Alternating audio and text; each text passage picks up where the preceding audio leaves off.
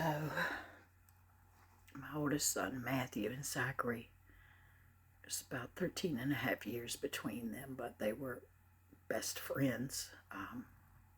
Zachary even had a bedroom in Matthew's house.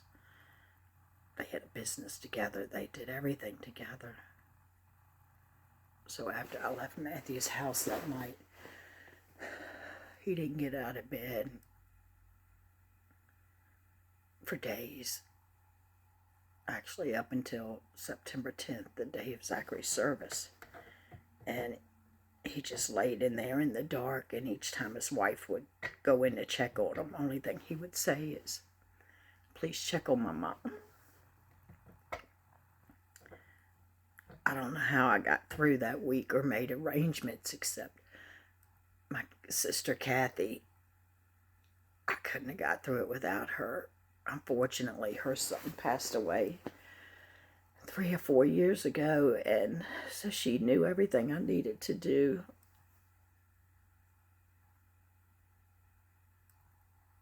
And the night all this happened, there were so many police in my house, and it didn't make sense to me. And I remember they kept looking for a note. They couldn't find one, and I said, please keep trying. They couldn't find one, and the next day, one of Zachary's friends sent me a text. It was a copy of a text between her and Zachary. And, it said, "If anything happens to me, please send this to my mom. Tell her to check in my middle left drawer for a notebook, and then to check in my middle right drawer and take care of those things that are important to me." And a lot of people were mad at her, but he had sent her that text 10 days before this happened, and she showed me the rest of the text. And he seemed fine. She questioned him and all, and they ended up hanging out that night. The day of the service, I remember I couldn't decide if I wanted to walk up to the front and see him. But I finally decided to, mainly because what I seen when I opened his door that day, 5:40 p.m., September 4th. I can't get that picture out of my head. And I thought maybe, just maybe,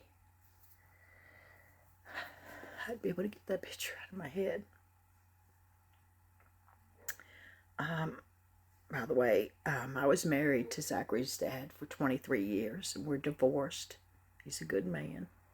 And I'm remarried. And so when I decided to walk up there to see Zach one last time, I told my husband I wanted to go up by myself.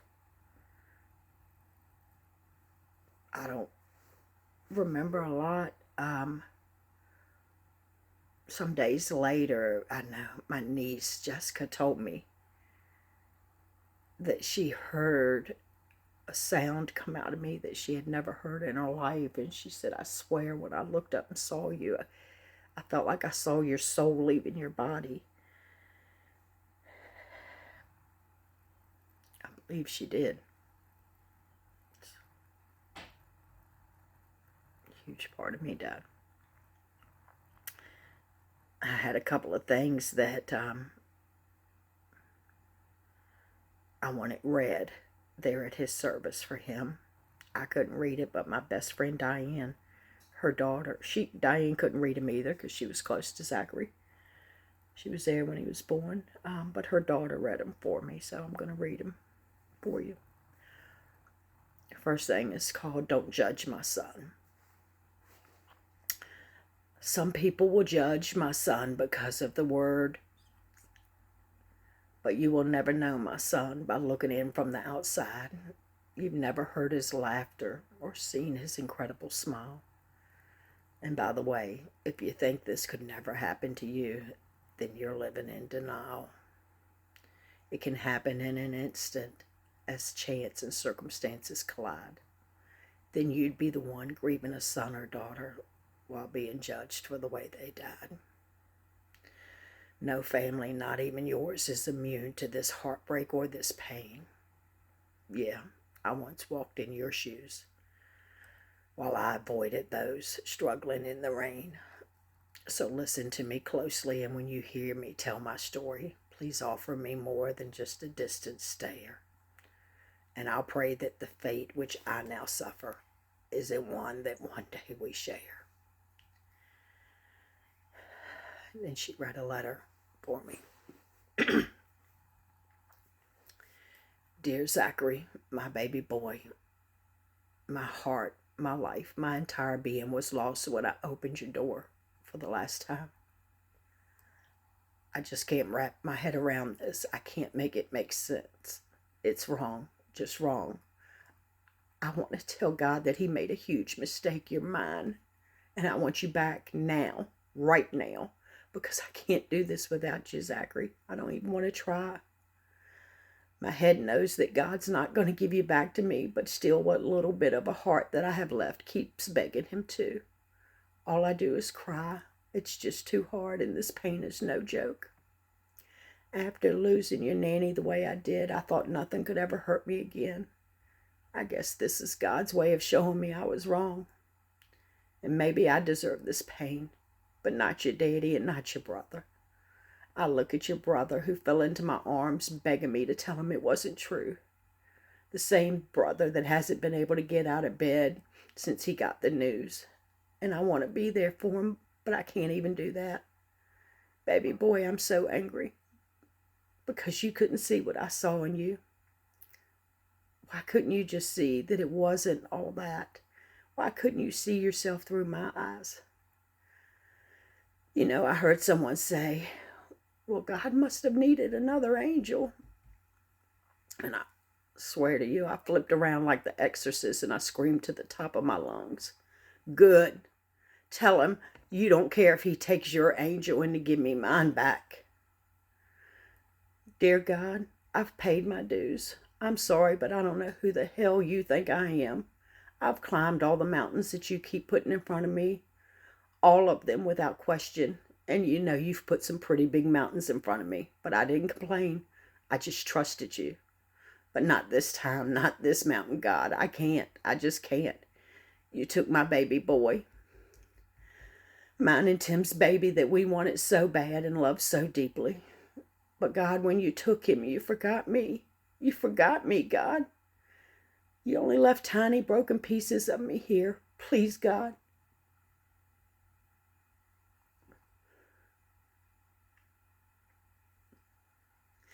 When you gave him to me, I promised him that I'd always be there if he needs me.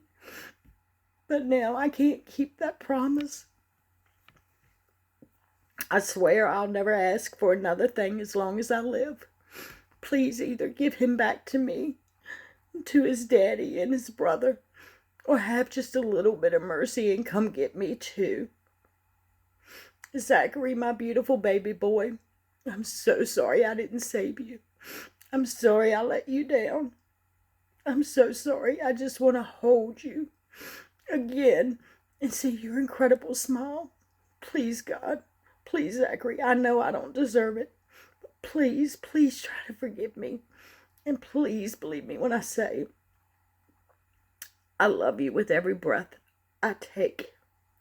I'll never forgive myself. And I'll be seeing you soon.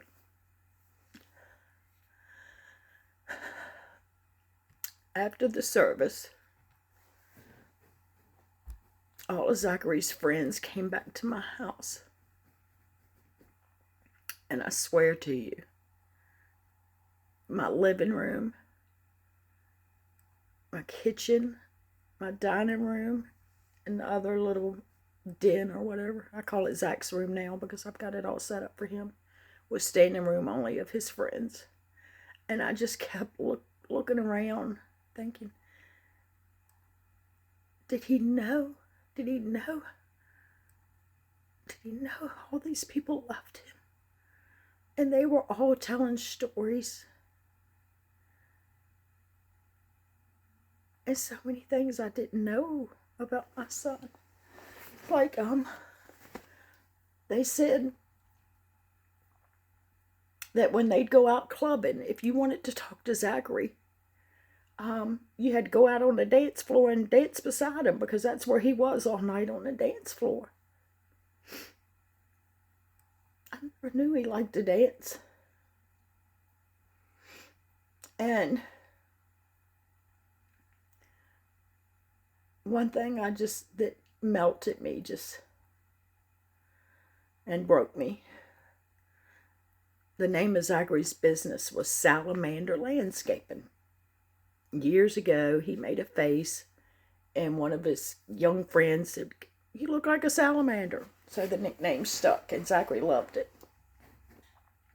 So all of the kids, I say kids, but all of the kids that were here, they wanted to toast Zach.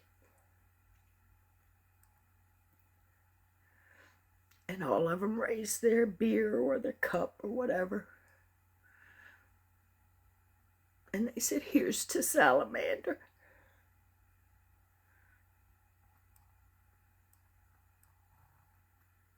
And there wasn't a dry eye. And my sister, she was taking pictures of everybody here in video. Luckily, because I have that now, because I don't remember most of it. And I made this room. I guess most people would call it a den, but I call it Zach's room. Because everything in here is about him. Just plaque. See the pillow.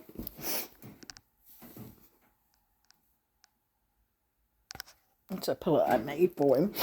And this, I'll show you, from floor to ceiling. It's all pictures of him and just little things that meant something to him.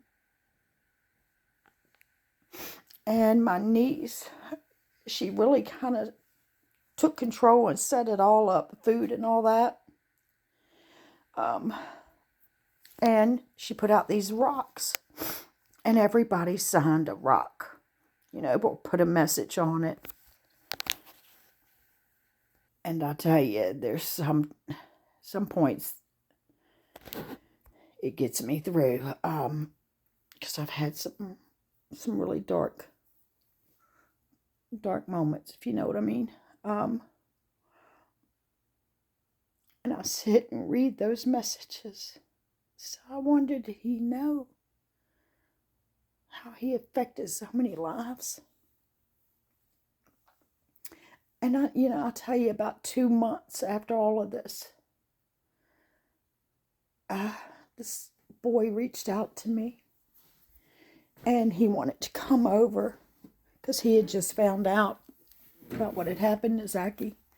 And he said he just wanted to come over and see me and to honor Zachary. And he's, I think, 23 years old, big guy. Walked in my house and cried like a baby. And he told me, he said he went to school with Zachary, and he said, "I want you to know that I didn't come from a great family. In some of my darkest times, Zachary's the one that pulled me through."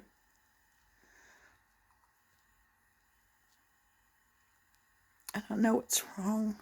All I could think, why didn't somebody pull him through? But I was so proud of him that he was there for his friends like that. When all of this happened, I called, I don't really remember it, but they say I called 3 of his best friends, which was Tommy, Jackson, and then Campbell. Tommy was in Hawaii and on vacation, and he just totally lost it. We live in Virginia. Tommy was at my house about 4 o'clock the next day. In Jackson, he was at my house the next day, and he walked in and just fell to the floor, bawling and crying. Campbell, her and Zachary were really good friends.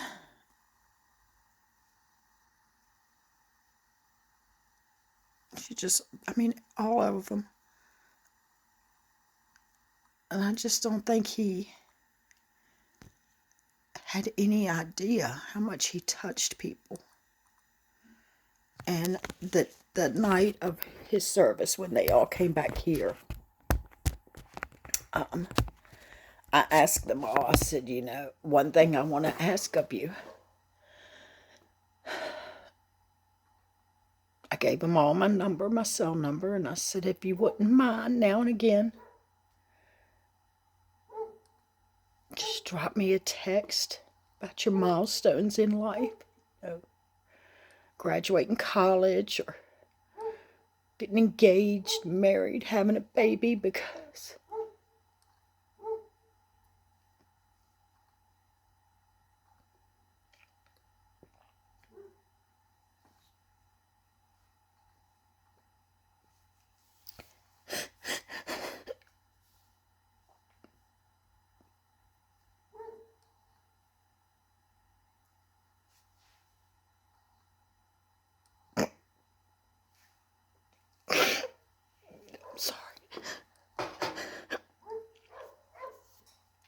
I'm never going to see those things with my baby boy.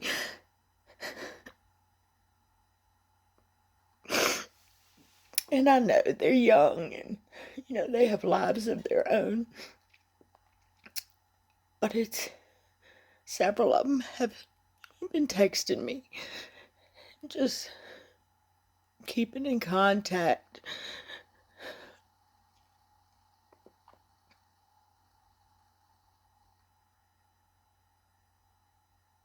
They tell me what's going on in their lives. Tommy sent me a screenshot of something on Facebook. His memory came up, a 1-year memory or something, and it was of him and Zachary. And just out screwing around, being silly.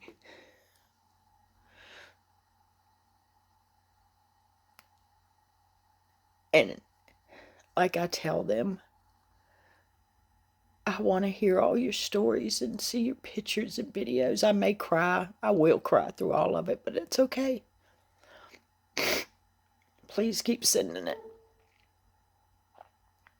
Because again, some of those have had perfect timing for me. Because believe me, there are days that I'm not sure I'm going to make it through.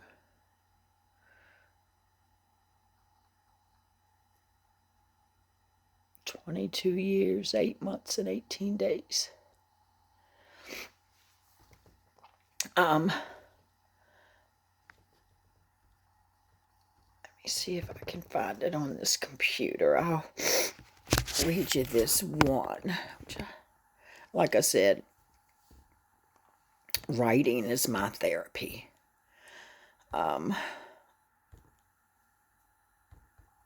It's what gets me through. This is called You Won. I hate you for what you've done to me. You've completely torn my world apart and left my family in misery. You attacked my family without any warning in advance. You were so sneaky about it that we never stood a chance. You said not a word and never made a sound. We never saw you coming. You were not easy to be found. When you came for my youngest, you were so quick and oh so silent. He thought he had you under his control, but he didn't know that you could be so violent. He was ignorant to your strength and blinded by your charm. He had no idea that you would only bring him depression and that you only intended him harm. Some people may blame him because he opened the door and let you come right in, but you don't care. You only wanted to win. So quickly you had him under your control. And once you dug your claws in, you knew you had him, body, mind, and soul. Cocaine, you were a gateway to many other things in life. For my son, it was, you've brought my family a lifetime of sadness and strife. You won.